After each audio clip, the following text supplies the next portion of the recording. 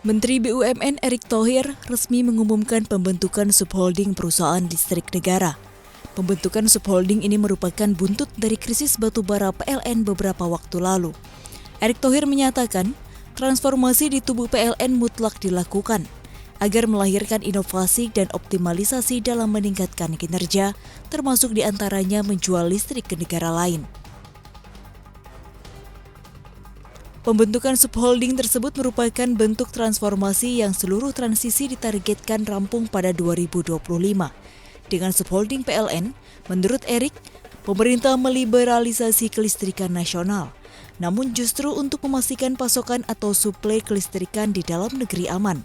Menteri BUMN menjelaskan, saat ini pemerintah sedang mencari benchmark atas pembentukan dua subholding PLN, mulai dari Korea, Italia, Prancis, maupun Malaysia.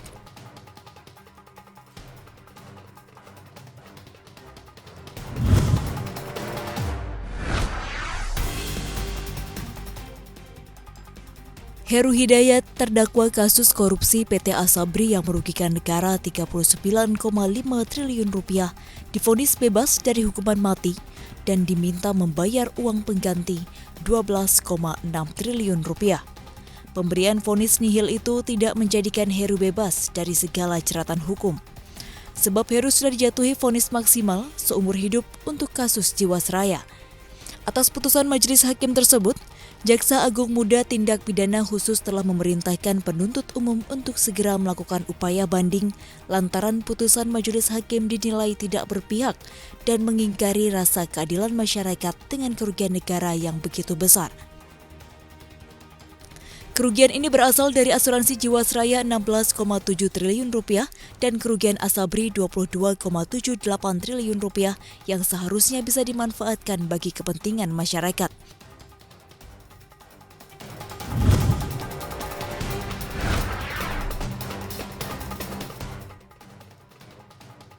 Calon Pegawai Negeri Sipil atau CPNS tahun 2022 ditiadakan. Pemerintah hanya merekrut pegawai pemerintah dengan perjanjian kerja pada tahun ini. Adapun seleksi CASN 2022 akan difokuskan untuk merekrut tenaga pendidik, tenaga kesehatan, dan tenaga penyuluh. Menpan RB Cahyokumolo menyatakan alasan pemerintah tidak membuka formasi CPNS pada seleksi karena keterbatasan waktu, mengingat seleksi tahun 2021 belum selesai. Tak hanya itu, menurut Cahyo, keputusan ini juga diambil setelah berkaca dari kebijakan yang diimplementasikan oleh beberapa negara maju yang dinilai lebih efektif dan efisien, yakni jumlah ASN lebih sedikit dibandingkan dengan pegawai pemerintah dengan perjanjian kerja.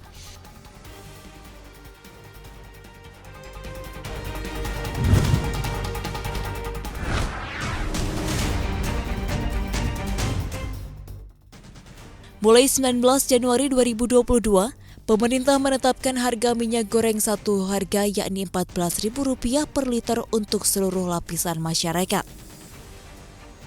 Menteri Perdagangan Muhammad Lutfi menjelaskan, melalui kebijakan ini kemasan premium dan sederhana akan dijual Rp14.000 per liter dari ukuran 1 liter hingga dirijen 25 liter yang diperuntukkan bagi kebutuhan rumah tangga dan UMKM.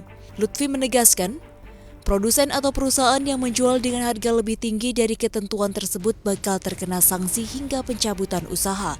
Sebagai langkah awal dalam pelaksanaan kebijakan ini, terlebih dahulu akan dilaksanakan melalui retail modern yang merupakan anggota Asosiasi Pengusaha Retail Indonesia, kemudian disusul oleh pasar tradisional dengan waktu penyesuaian selama 1 minggu.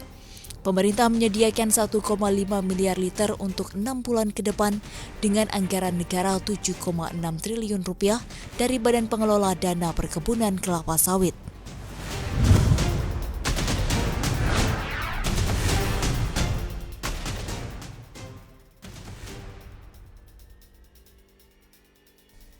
Microsoft Corporation mengakuisisi rumah produksi game populer asal Amerika Serikat, Activision Blizzard Incorporated.